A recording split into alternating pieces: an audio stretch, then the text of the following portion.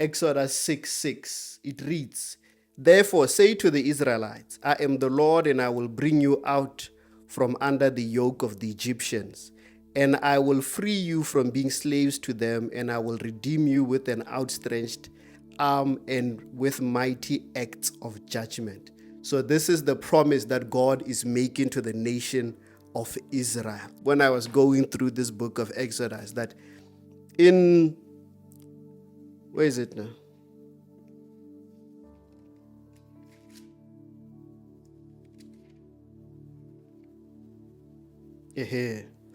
That in later, a couple of chapters later, in chapter 13, in verse 17, it reads, "God did not lead them on the road through Philistine country, though that was the shorter route. For God said, if they face war, they might change their minds and return back to Egypt."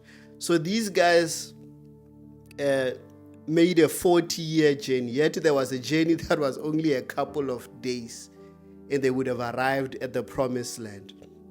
That they took the longer route because of their attitude. That God was thinking of his people, and it shows the love of God, that God was thinking of his people, that these people of mind, their attitudes, if I took them on this route and after going or starting off on this journey, they encounter war, they are going to turn back. And if we remember, after they had left Egypt, as soon as they encountered the Red Sea, they were going off again at Moses. "Why did you take us? You should have left us. Now you have brought us this far. We are going to die here." Blah, blah, blah, blah, blah. But that God knew that these people are going, when they encounter war, they are going to turn again. And they are going to want to now complain again to me. They are going to express their dissatisfaction with my actions. That they are displeased in the way that I am doing things, that they do not trust me. And if we remember, God had performed all these acts to show them who he is. I mean, later on, these plagues were affecting the Egyptians and were not affecting the Israelites. So there was a clear distinction between those who were the Lord's and those who were not the Lord. But even after all of that, their first challenge, they started complaining. We live in a time and in a generation that we have been sold this dream that life can just be smooth. There's a saying now that, no, we just want a soft life. But I am here to bust the bubble that life has its challenges.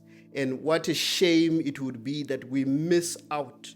Because if we remember, a whole generation did not make it into Egypt, into the promised land rather, that they all died on that journey. They did not make it. That even our heart's attitude, are we the type of people that when God has told you to go in this direction and your first sign of a challenge, that we now face him and start now expressing our dissatisfaction? Why did you lead me on this journey? Why did you make me go in this direction? Look at now what I am missing. I could be enjoying in the world. Look at the people in the world. They are free. They are enjoying whatever.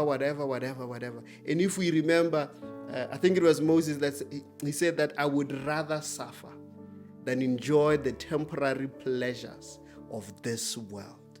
So family, let us not miss out on God's blessing because of the first sign of a challenge, the first sign of a war, that we turn back and go back to our former places. Let us bury this thought that wherever God leads you, it's going to be a smooth, zero challenges. Just look at the life of Paul. Paul was shipwrecked multiple times, but we never saw anywhere where Paul was facing God and was blaming God and saying, why did you lead me in this direction? So family, let us not miss out on our blessing. Let us not miss out on our destinies because we encountered war along the way. Let us fight on, because God made that promise, knowing that they will be faced with challenges. So let us hold on to the promises that God has made, knowing that His word will not return back to Him void, that it will achieve. So let us walk and live this life holding on to the promises of God, knowing it doesn't matter what it looks like, that if God said it, it settles it. I am going to do and pursue what God has told me to do. I'm not going to be counted among those ones who turned and were ungrateful and were complaining to God. Let us not be counted among those. Family, be blessed.